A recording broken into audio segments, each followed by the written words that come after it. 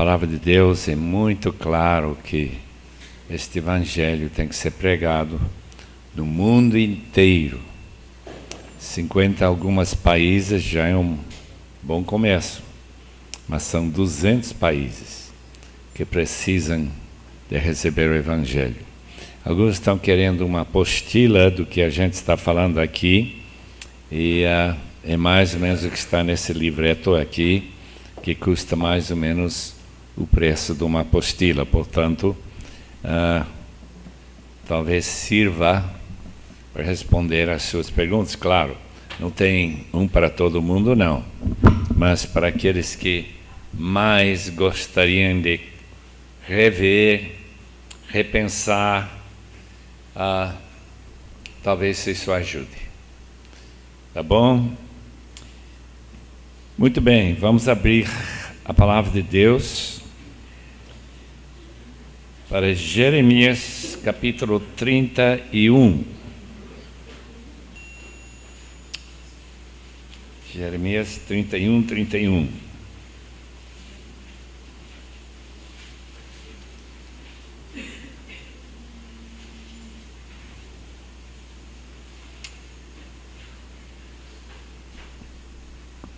Estão chegando os dias, declara o Senhor, quando farei uma nova aliança com a comunidade de Israel e com a comunidade de Judá. Não será como a aliança que fiz com seus antepassados, quando os tomei pela mão para tirá-los do Egito, porque quebraram a minha aliança, apesar de eu ser o Senhor deles, diz o Senhor.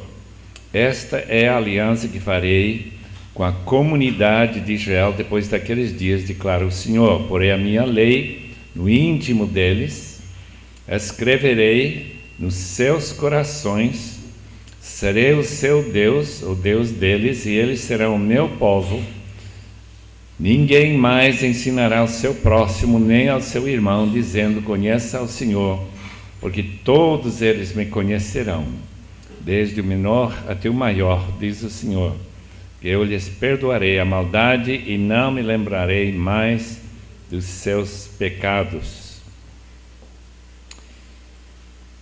Vamos orar e pedir que Deus nos ajude nesses minutos a captar algo da visão bíblica da volta de nosso Senhor Jesus e as condições que precederão e aqueles que vão acontecer depois. Já oramos, só que agora eu peço a Deus que Ele ilumine os textos que a gente estará lendo e comentando, e que novamente Deus nos proteja dos erros que são tão facilmente cometidos relativos ao estudo da escatologia. Senhor, muito obrigado que Tua palavra tem sido preservada durante mais de 2000 anos. Aliás, esse texto de Jeremias bem mais ainda. Tu tens sido muito gracioso para nós termos a Bíblia em nossa própria língua. Rogamos, Senhor, que nosso estudo nesta noite seja de grande valor para todos nós, para nós possamos adotar um pensamento do Novo Testamento sobre escatologia, esta aliança que nos une ao Senhor. Muito obrigado, Senhor, em nome de Jesus. Amém. Muitas e muitas vezes nós temos tomado a ceia e temos ouvido esta frase: este cálice é a nova aliança em meu sangue. Palavras de Jesus. Os irmãos tomam essa ceia, talvez nem lembrando de que essa nova aliança é o cumprimento desta promessa que Deus deu para Jeremias e que é repassado para sua igreja. E Jesus Cristo que prometeu estabelecer, fundar sua igreja, uma igreja composta de israelitas, tanto do norte como do sul, e juntamente com os israelitas, incorporados por meio de Cristo Messias, israelitas que pertencem ao novo Israel. Gálatas 6,16, por exemplo, o chamado Israel de Deus. E a razão é bem simples, porque esta nova aliança, de maneira nenhuma, é restrita aos descendentes de Abraão. E Jacó, Isaac, mas incluem todos nós. Quando nós lemos o Novo Testamento, descobrimos que todos nós somos incluídos e somos transformados sem ter que ser circuncidados ou ter que oferecer um sacrifício em algum templo qualquer, no altar, que a morte de Cristo, esta aliança no sangue dele, pertence a gente também. E em Cristo, todas as promessas do Antigo Testamento são um retumbante sim. 1 Coríntios capítulo 1, versículo 20. Em Cristo, no Senhor Jesus, esses benefícios passam para a gente. Esta é a mais importante compreensão que faz com que o Messias israelita seja nosso Messias. E nós usamos o nome dele, Cristo, constantemente, sem parar para pensar que estamos falando do Messias judaico, aquele que foi prometido no Antigo Testamento, especialmente Jeremias, nos Salmos, Deuteronômio 18. Esse texto já foi falado pelo pastor Bob e assim por diante. Agora eu queria que os irmãos notassem as promessas. Esta é a aliança que farei com a comunidade de Israel depois daqueles dias, declara o Senhor, nos dias em que esta aliança será instituída pelo sangue de Cristo. Porém, porei a minha lei no íntimo deles. A razão que nós não somos adventistas do sétimo dia, que nós não guardamos o sábado, que nós não somos obrigados a guardar 613 leis no Antigo Testamento, é porque Cristo é o fim da lei. E a lei que nós seguimos é chamada a lei de Cristo. 1 Coríntios capítulo 9. E esta lei, escrita no seu coração, e é fundamental, amados irmãos, que nós entendamos que a obrigação de guardar essa lei é uma obrigação interna e não externa. Quando Saulo de Tarso vai correndo para Damasco para prender os cristãos de lá e trazê-los amarrados para ser julgados pelo Sinédrio judaico em Jerusalém, os irmãos podem entender a diferença entre uma lei externa e uma lei interna. Nós não praticamos a necessidade de açoitar os crentes que pecam. Nós não temos nenhuma maneira de aprisionar aqueles que se tornam hereges. Toda essa maldade que a Igreja Católica praticou, e uma das mais terríveis de todos os males que eles fizeram foi de queimar na estaca os pais da Inglaterra, que ensinaram seus filhos o Pai Nosso em inglês e não em latim. Só isso. Eu não posso nem imaginar uma pecaminosidade de tal tamanho e tal aberração da nova aliança. Colocarei a minha lei no seu coração. Quando nós olhamos para a vida de nossos irmãos em Cristo da igreja e percebemos que eles têm uma direção divina nas suas vidas, nós julgamos que provavelmente eles são cristãos genuínos. Eu sei que pessoas podem imitar a lei, eles podem guardar por esforço próprio, ou pelo menos mostrar-se dessa forma.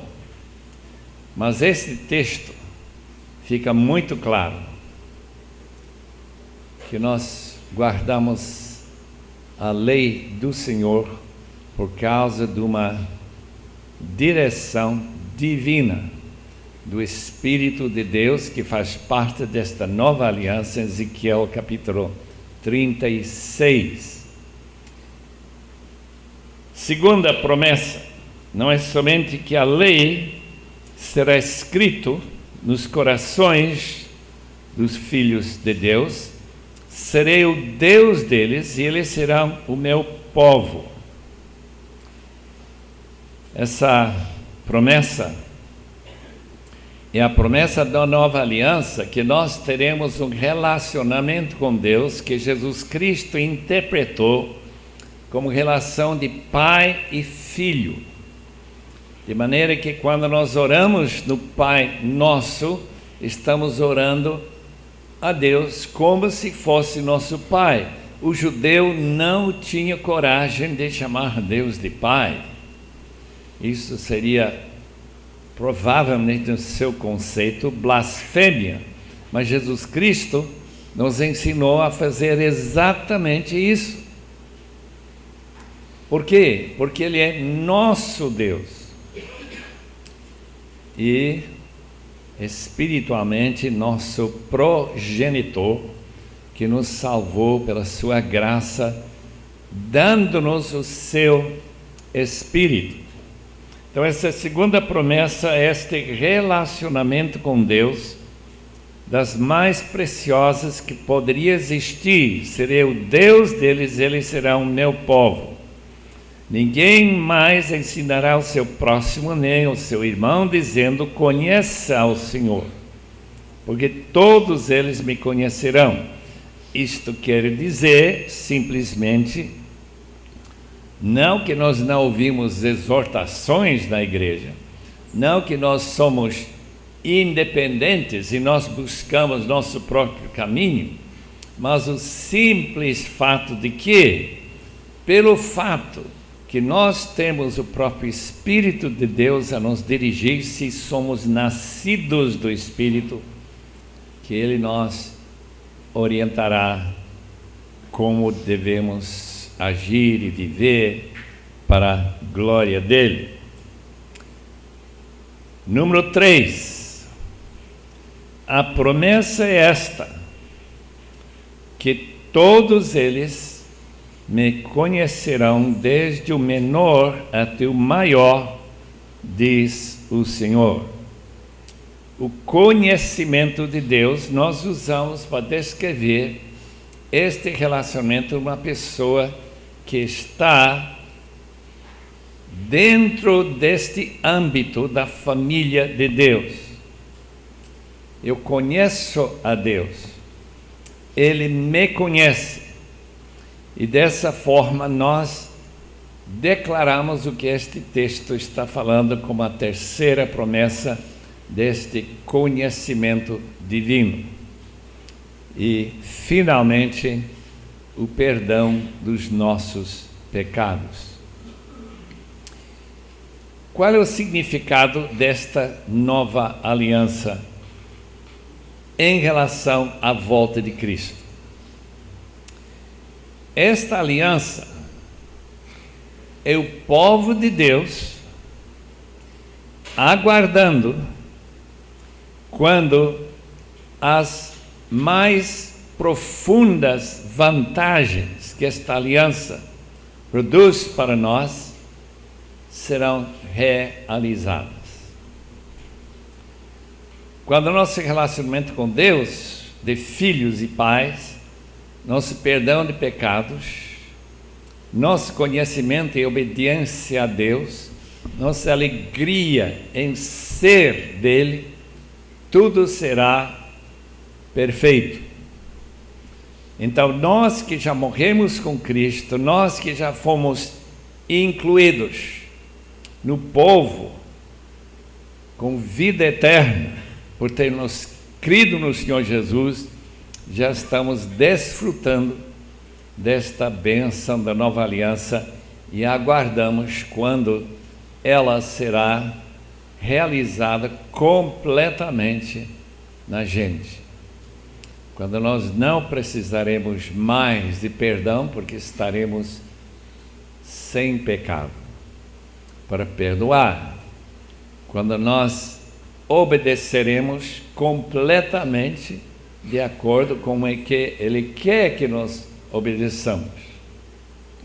Então, neste interino que a Bíblia chama, o Novo Testamento chama dos últimos dias, este período de Hebreus capítulo 1, versículo 1, nestes fim dos tempos, nesta nova realidade em que o futuro já invadiu o presente, e escatom é uma realidade parcial que terá sua realização completa na volta de nosso amado Senhor Jesus Cristo.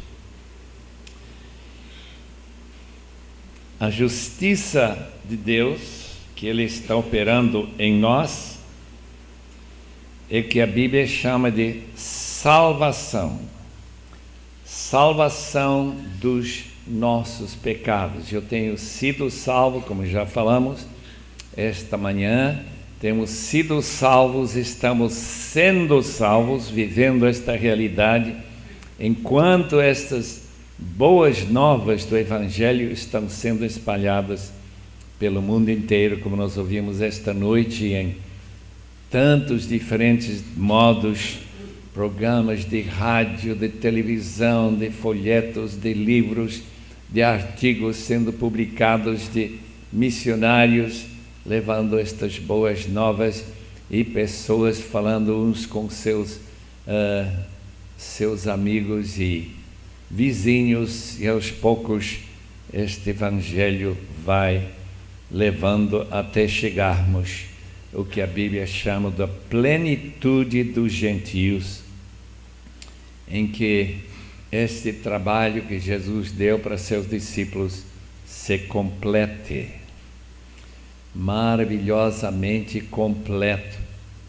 Mas ainda não, e ainda que nós temos maravilhosas histórias como nós ouvimos esta noite, ainda temos que lembrar que tem mais de 1.500, talvez 2.000 povos e línguas que não têm nenhuma possibilidade de crer no Senhor Jesus, porque eles nunca ouviram falar dele. A igreja tem uma responsabilidade prioritária, que não é muito popular neste país. Isto é, que este Evangelho do Reino seja pregado a todas as nações, isto é, povos, línguas, tribos do mundo inteiro, etnias, até todos serem alcançados e todos pelos quais Cristo morreu sejam alcançados e reunidos na Igreja Universal de Nosso Senhor Jesus Cristo. É incrível como é que, nesses últimos 200 anos, a pregação do Evangelho, que tem se estendido a países que antes nem eram conhecidos, que existiam no mapa, ninguém sabia que existiam esses povos, essas tribos aqui no interior do Brasil. Mas agora a ignorância foi dissipada e qualquer pessoa que queira saber, já está na internet, os nomes de todas as tribos, povos, línguas e nações que precisam ser alcançados pelo Evangelho.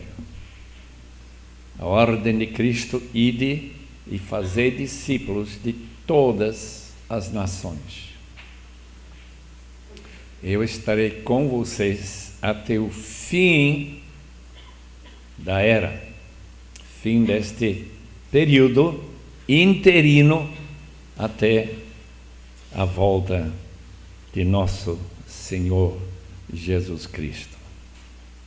Fundamental em tudo isto é esta nova aliança que Deus tem feito através do seu Filho com aqueles que creem, aqueles que confiam no Senhor, aqueles que se entregam ao seu senhorio.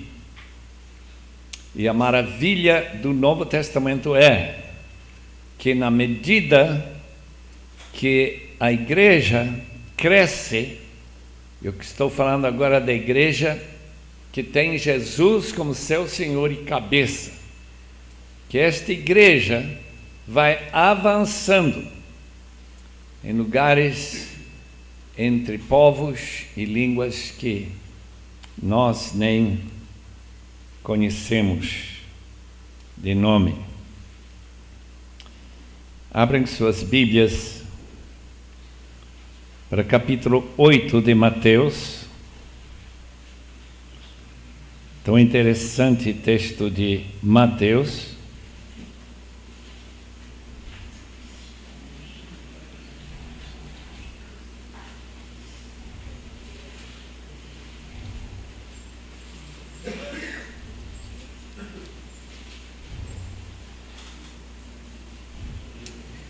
Quando aquele centurião que teve seu filho doente, e Jesus curou ele à distância, e aquele centurião explicou para Jesus que a autoridade que Cristo tinha era igual na área espiritual que sua autoridade, a área militar. Pois eu também sou homem sujeito à autoridade, com soldados sob o meu comando. Digo a um, vai, ele vai. E a outro, vem, e ele vem. Digo a meu servo, faça isto, ele faz. Ao ver isso, Jesus admirou-se e disse aos que o seguiam, digo-lhes a verdade, não encontrei em Israel ninguém com tamanha fé. Eu lhes digo que muitos virão do Oriente e do Ocidente e se sentarão à mesa com Abraão, Isaque e Jacó no reino dos céus, mas os súditos do reino, aqueles que rejeitaram o seu Messias, serão lançados para fora nas trevas, onde haverá choro e ranger de dentes. Em outras palavras, o significado de crer em Cristo tem o mesmo significado que você tem, ou que um soldado qualquer que seria recrutado por seu general e se entregaria à vontade desse general 100%. É a maneira que os exércitos romanos eram recrutados. E Jesus usa isso para descrever o que significa para nós dizermos: Jesus é Senhor. Essa frase, que era o primeiro credo da igreja, Romanos capítulo 10, versículo 9, o nome que nós confessamos, crendo no coração, que ele de fato é ressuscitado entre os mortos, que ele então se torna nosso Senhor, nosso dono, aquele que tem 100% autoridade sobre nossa vida. Eu questiono quantos membros das igrejas brasileiras, são milhares e milhares de igrejas, entendem que crer no Senhor Jesus é se submeter plenamente à sua autoridade. Por que eu duvido? Porque tão pouca gente se oferece para cumprir a comissão que Jesus deu e de fazer discípulos de todas as nações. Aqui no Brasil nós temos em torno de 30 milhões de cristãos evangélicos. O número de missionários em torno de 3 mil, isto é, 10 mil crentes por cada missionário.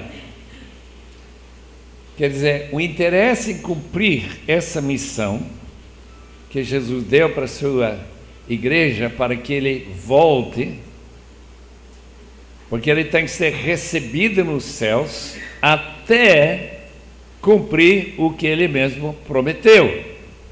Este evangelho será pregado a todas as nações. Quando isso acontecer, finalmente, nós podemos de fato esperar a volta de nosso Senhor Jesus Cristo. Os grandes movimentos missionários ocorreram no fim do século XIX. Por exemplo, o movimento maior da história da igreja foi o movimento chamado Estudantil Missionário. E homens como Roberto Speer, George Wishart, John Mott desafiaram escolas, universidades, faculdades em todo lugar a se candidatar para levar esse evangelho e completar essa tarefa que Jesus deu de espalhar estas boas novas para o mundo inteiro. O interessante, por exemplo, que é o primeiro congresso missionário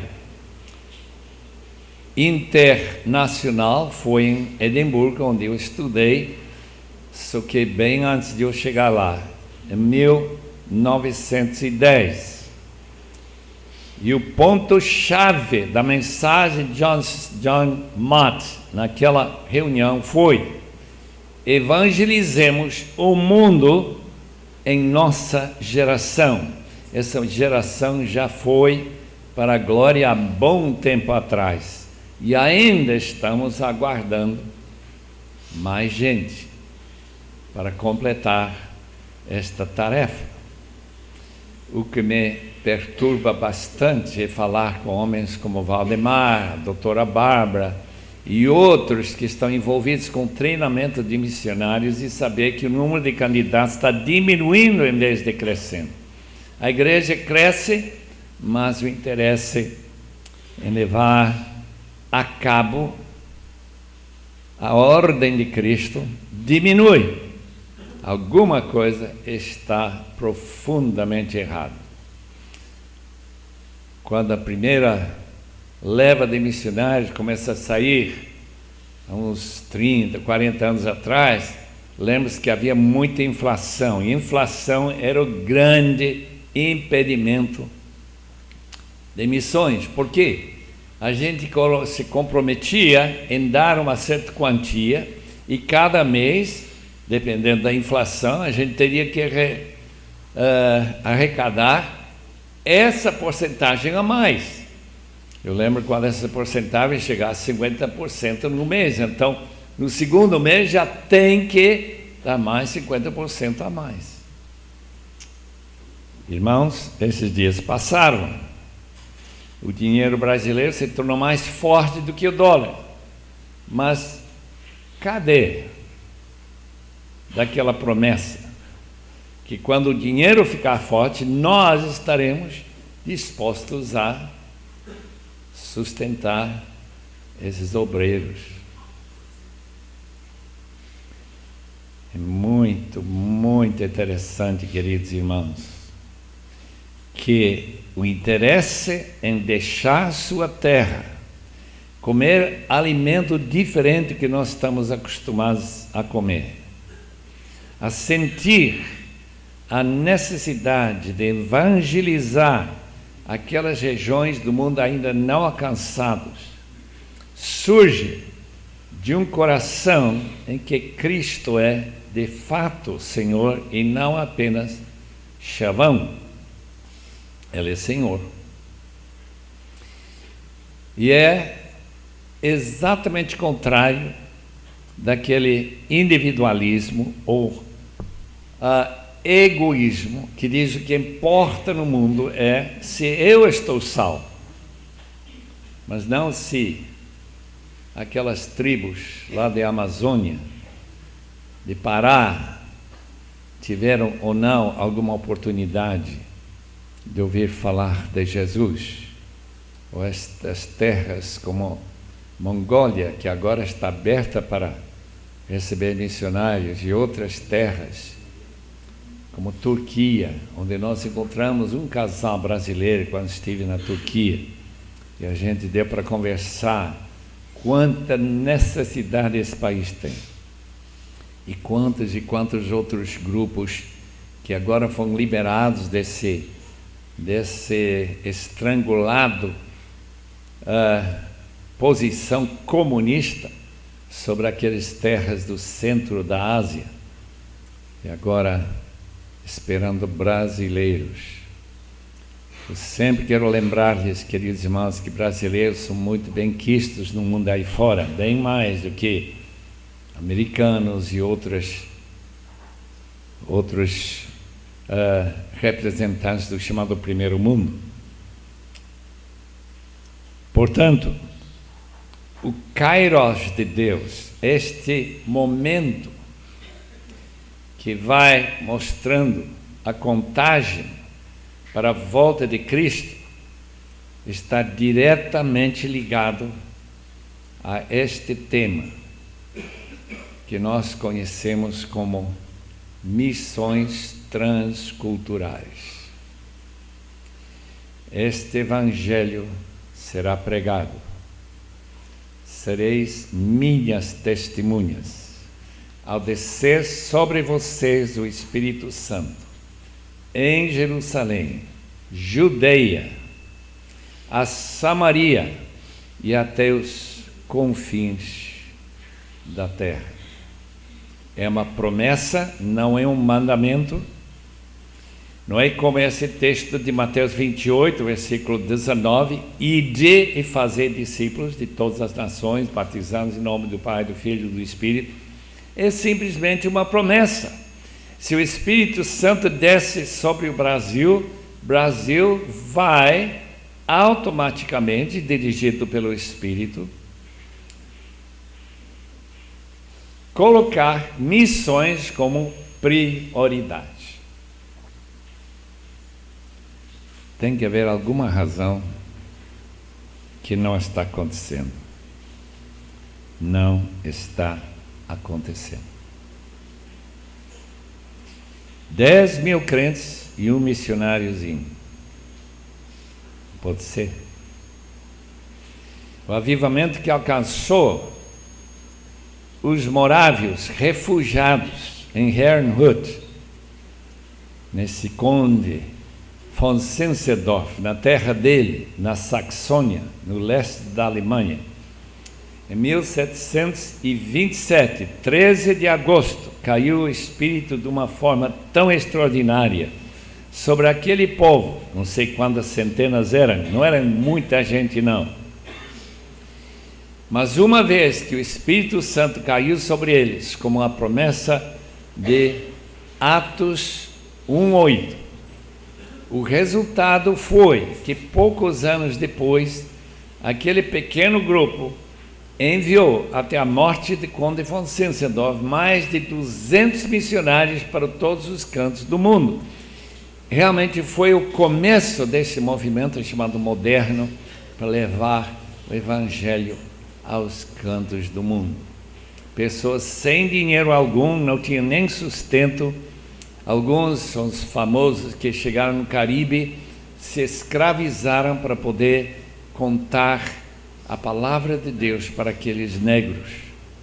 Eu lembro daquele missionário inglês que estava sendo interrogado como que ele iria para o oeste da África, mais de 100 anos atrás, quando a febre da água preta, provavelmente tifoide, estava ceifando as vidas dos missionários.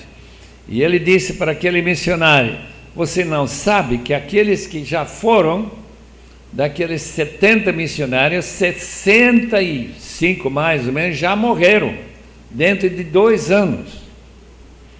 Ele olhou para aquela pessoa tão indignado, não é, que você está se suicidando.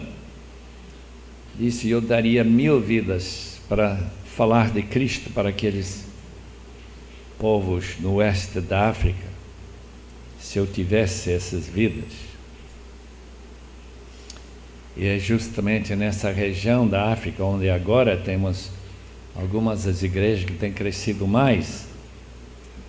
E se não fossem aqueles missionários, toda aquela região ter sido ocupada pelos muçulmanos, e daí é muito difícil mais atingir aquelas regiões.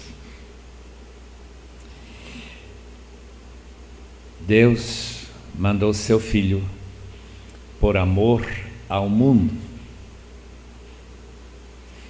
E este período interino, esse período em que reina a nova aliança, é o período em que Deus nos deu o privilégio de cooperar com Ele em levar boas novas a todas as regiões do mundo, de qualquer forma que seja mais eficiente, mais usado por Deus. A palavra de Deus precisa ser traduzida. Em Guatemala, onde está minha irmã e meu cunhado, eles já entregaram 4 Bíblias em diferentes línguas de Guatemala. São 26 línguas em Guatemala. México tem tribos, tem povos que precisam da palavra de Deus. Terras dominadas por poderes satânicos, para que o Evangelho não possa progredir. Portanto, os irmãos estão aqui escutando e pensando: será que eu sou uma pessoa que Deus quer usar neste interesse divino global? Essa é a pergunta chave. Porque se Deus não quer usar pessoal que está aqui esta noite, particularmente, eu não posso imaginar que Ele vai usar aqueles irmãos e irmãs que nunca assistiram a uma conferência como esta e nem vão assistir. Estão reunidos nos seus povoados, nas suas regiões, ou por falta de interesse, ou por falta de recursos, e simplesmente a ideia de que eles poderiam ser usados por Deus não entra na sua cabeça. Aquele movimento estudantil missionário enviou, depois de receber cartões assinados: eu irei para o campo se Deus não me impedir. Mais de 100.000 assinaturas. Imagina, só de uma região do mundo. Não era o mundo inteiro que estava sendo desafiado dessa forma. E daqueles 100.000, 20.500 saíram de sua terra para levar o Evangelho. Como eu disse, nunca houve um movimento desse tamanho na história da humanidade. Mas agora faz tempo que na América do Norte o número de missionários está caindo, no Brasil está caindo. Talvez o país onde tem uma porcentagem maior seria Coreia do Sul, Singapura, algumas regiões assim. Trabalho em certos países, como nós ouvimos esta noite, dentro do país, está sendo usado por Deus de uma forma extraordinária.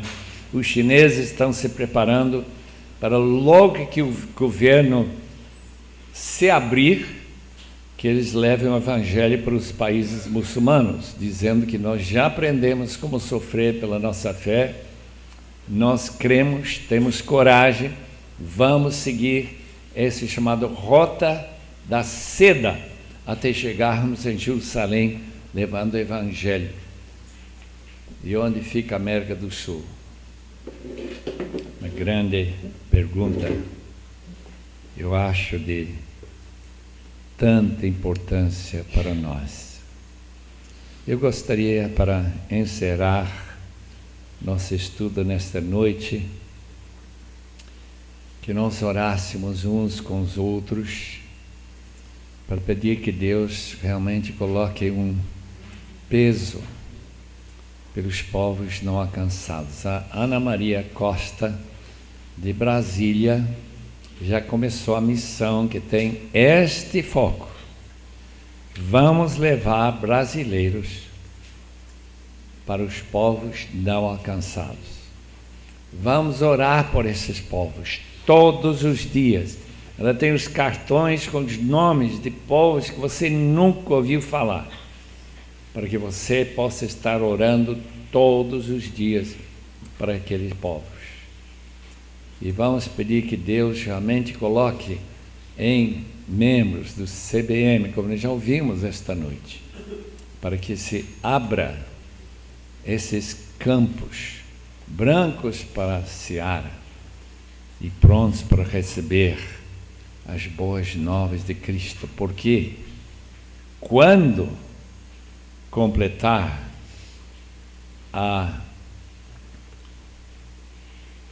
o enchimento dos gentios, então Israel será salvo, e então chegará o nosso Senhor e Salvador. Nós estaremos olhando para isso mais ainda amanhã no livro de Romanos. Senhor, rogamos, enquanto estivermos orando uns com os outros, que Tu estejas realmente trabalhando com Teu Espírito, o Espírito Santo que nos guia segundo os Seus interesses e não os nossos, para cumprir esta tarefa que há tanto tempo foi dado como ordem Tua, em nome do Senhor Jesus. Amém.